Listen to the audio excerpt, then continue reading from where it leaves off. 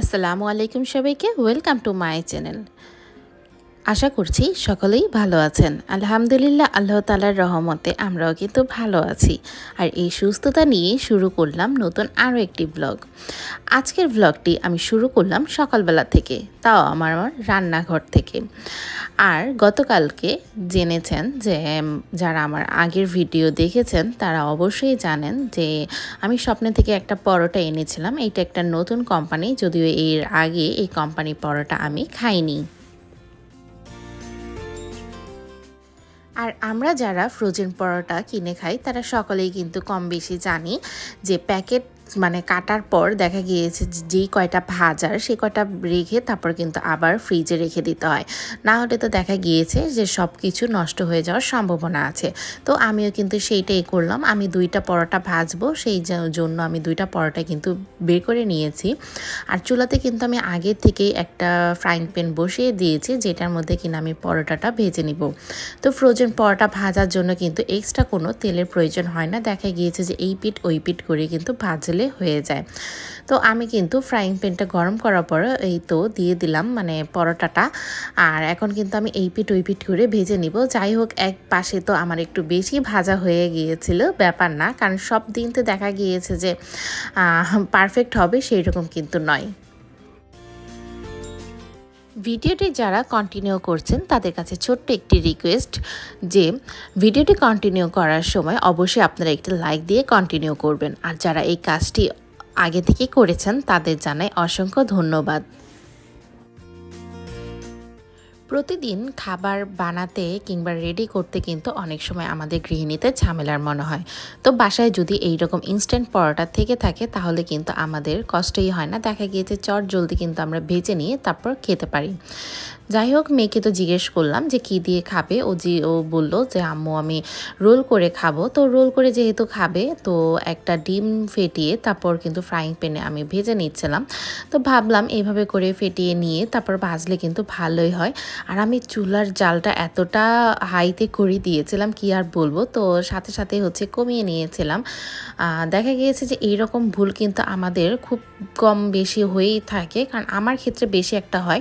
দেখা গিয়েছে একটু বাড়াতে গিয়েই না আমি এতটা বাড়িয়ে দিই চুলার জালটা, মানে একেবারেই হাই হয়ে যায়।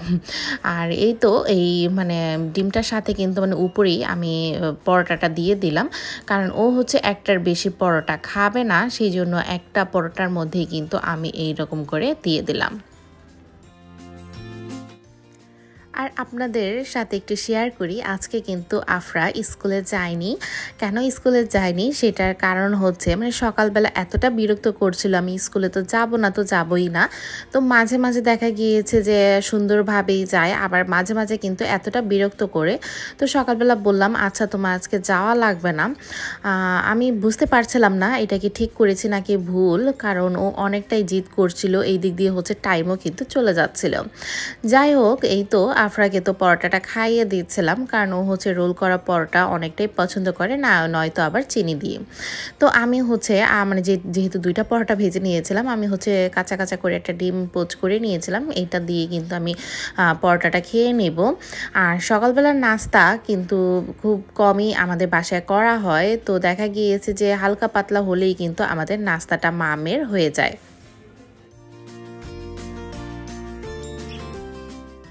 দুপুরের রান্নাটা করার জন্য আমি রান্নাঘরে চলে এসে পড়লাম। আর এখানে একটা মশলা কষিয়ে নিচ্ছি, যেটা কিনা দুপুরে রান্না করার জন্য এখানে পেঁয়াজ আদা রসুন বাটা আর কিছু মশলা সাথে দিয়ে দিলাম হচ্ছে ব্লেন্ডার করা শুকনা মরিচ আর হচ্ছে জিরা দিয়ে একটা মিশ্রণ আমি ব্লেন্ডার করে নিয়েছিলাম, সেইটাই হচ্ছে দিয়ে দিলাম। এতে করে দেখা গিয়েছে একটু ঝাল ঝাল হবে। আর সাথে হচ্ছে আমি বের করে নিয়েছি আজকে রান্না করার জন্য চর্বিযুক্ত গরুর মাংস। আর এই গরুর মাংসটা দেখা গিয়েছে যে আমার অনেক দিন যাবত হচ্ছে ফ্রিজে ছিল, আর সেইটাই মানে কিভাবে যে এক প্যাকেট আমি খুঁজে পেয়েছি। যাই হোক, সেটাই আজকে ভাবলাম যে নতুনত্বভাবে একটু রান্না করি। তো এটাকে একটু ঝাল ঝাল করার জন্যই কিন্তু আমি ব্লেন্ডারে মানে জিরা আর হচ্ছে শুকনো মরিচটা আমি একটু ব্লেন্ড করে নিয়ে তারপর কিন্তু এটার মধ্যে দিয়ে দিয়েছি, কারণ গরুর মাংসতে যদি একটু ঝাল ঝাল না হয় তাহলে কিন্তু খেতে তেমন একটা ভালো লাগে না। তাই আমি মশলার সাথে প্রথমে হচ্ছে মাংসটা কষিয়ে নিচ্ছিলাম। গরুর মাংস তো দেখা গিয়েছে আমরা বেশিরভাগ ভুনা করে খেয়ে থাকি কিংবা আলু দিয়ে খেয়ে থাকি, কিন্তু আজকে কিন্তু আমি গরুর মাংসের মধ্যে দিয়ে দিলাম টমেটো, কারণ টমেটো দিয়েও কিন্তু স্বাদটা খারাপ হবে না। আর পরবর্তীতে আমি কিভাবে রান্না করি সেটা আপনারা দেখতেই থাকুন। এক চুলাতে তো আমি তরকারিটা মানে কষানোর জন্য বসিয়ে দিলাম, আর অপর চুলায় হচ্ছে যেহেতু চুলাটা খালি যাচ্ছে তো ভাবলাম যে এই চুলাতে আমি ডালটা বাগার করে ফেলি। আর আজকে কিন্তু আমি একটু অন্যভাবে ডালটা রান্না করব। প্রতিদিন তো দেখা গিয়েছে যে পাতলা ডালের মধ্যে একটু বাগার করি, তো আজকে ভাবলাম যে এই রকম করে না খেয়ে অন্যরকমভাবে একটু রান্না করি। তো পেঁয়াজ আর কাঁচামরিচ দিয়ে একটু ভেজে নিচ্ছিলাম। আর এখানে কিন্তু আজকে আমি মুগের ডাল মানে সেদ্ধ করে নিয়েছি প্রেসার কুকারে, যেটা কিনা শুধুমাত্র লবণ দিয়ে আমি সেদ্ধ করে নিয়েছি। এখানে আমি কোনো প্রকারের মানে কোনো মশলা অ্যাড করিনি। পেঁয়াজ আর কাঁচামরিচটা আমি ভেজে নিয়ে তারপর কিন্তু এইখানে আমি মানে মশলার মতন কষিয়ে নিয়েছি। আদা রসুন বাটা প্লাস হচ্ছে হলুদ মরিচ আর হচ্ছে ধনিয়া গুঁড়া দিয়ে আমি মানে একটা মশলা কষিয়ে নিয়েছিলাম। এর মধ্যে দিয়ে দিলাম হচ্ছে দেশি টমেটো, কারণ টমেটোর স্বাদ কিন্তু ডালের মধ্যে খুব ভালো লাগে। আর সাথে হচ্ছে আমি মানে মশলাটা কষিয়ে নেওয়ার পর সাথে দিয়ে দিলাম হচ্ছে এই মানে ডালটা যেটা সিদ্ধ করে নিয়েছি সেই ডালটা।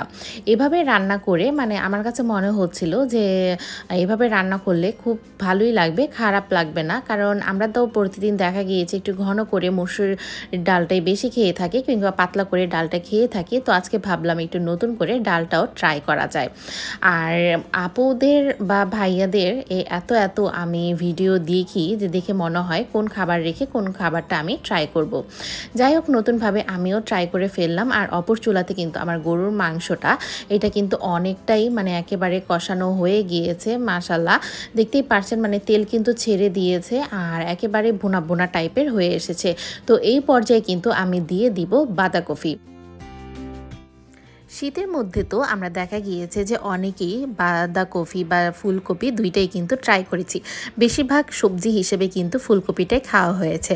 তো আজকের মানে আমি ভাবলাম যে শীত যেহেতু চলেই যাচ্ছে মানে বসন্তকাল প্রায় কিন্তু গরমও চলে এসেছে, এখন কিন্তু রিজনেবল প্রাইসে বাঁধাকপিটা বাজারে পাওয়া যাচ্ছে।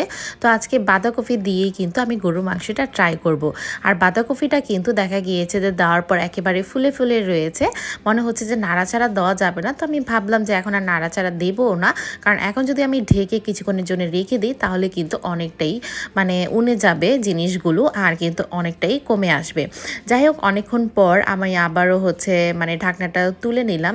এই তো দেখতেই পারছেন যে এখনই কিন্তু কমে কমে এসেছে। আসলে বাঁধাকপি কিন্তু কমে কমে একেবারেই কম হয়ে যায়। আর আমি কিন্তু শুরুতেই আপনাদের সাথে বলেছি যে গরুর মাংসের মধ্যে একটু ঝাল ঝাল না হলে ভালো লাগে না, সেই জন্যই কিন্তু আমার এক্সট্রা করে একটু মরিচটা একটু ব্লেন্ড করে দেওয়া হয়েছিল, কারণ বাঁধাকপি কিন্তু খেতে একটু মিষ্টি মিষ্টি লাগে, সেই জন্য কিন্তু আমি ঝালটা একটু বেশি পরিমাণে দিয়েছিলাম, যাতে করে মানে মশলা কিংবা হচ্ছে বাঁধাকপির ফ্লেভারটা মাংসের মধ্যে খুব ভালোই লাগে, খেতে কিন্তু খারাপ লাগবে না। আর এখন কিন্তু আমি অনেকক্ষণ এটাকে কষিয়ে নেব।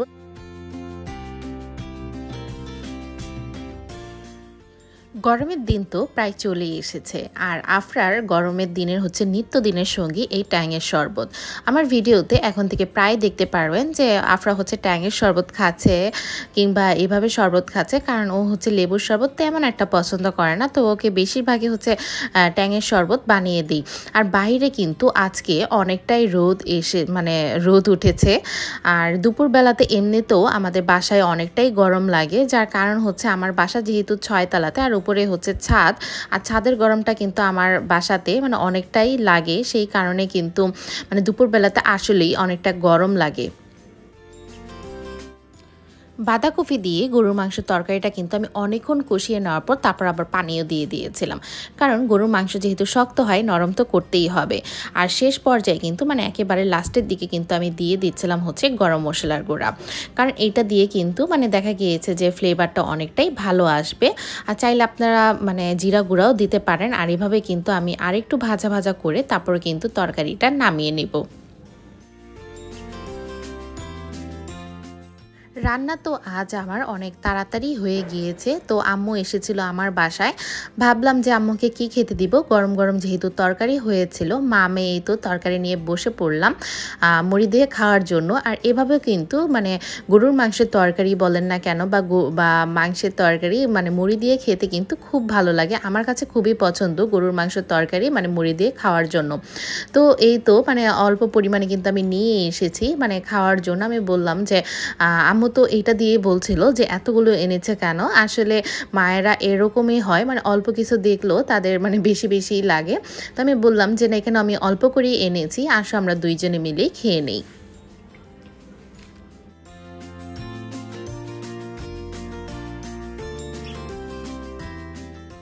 ঘরের টুকিটাকি কাজ তো চলতেই থাকে। যাই হোক, দুপুরবেলা কিন্তু আপনাদের ভাইয়া খাওয়ার জন্য চলে এসেছে। আর প্রথমে হচ্ছে আমার ভাতটা বেড়ে তারপর সাইডে রেখে দিল, কিন্তু আমি তো আগের থেকেই মুড়ি খেয়ে নিয়েছিলাম। আর এই তো আমার পেটটা একটু ভরা ভরা ছিল বলে আমি বললাম যে একটু সাইডে রাখো, তুমি আগে খেয়ে নাও, স্টার্ট করো। তো আজকের তরকারিটা কিন্তু মাশাল্লাহ অনেকটাই মজার হয়েছিল। আপনাদের ভাইয়াও কিন্তু খেয়ে এটাই বলেছিল। আর কালারটা তো দেখতেই পারছেন। আর সাথে তো ছিল ভিন্ন রকমের এক ধরনের ডাল, যেটা কিনা আমি মুগের ডাল দিয়ে রান্না করেছি। তো আজকের ব্লগটি শেষ করছি এখানে। ব্লগটি ভালো লেগে থাকলে অবশ্যই একটি লাইক দিবেন, আপনার মন্তব্যটি প্রকাশ করতে ভুলবেন না এবং চ্যানেলটিকে সাবস্ক্রাইব করে পাশেই থাকবেন। আল্লাহ হাফেজ।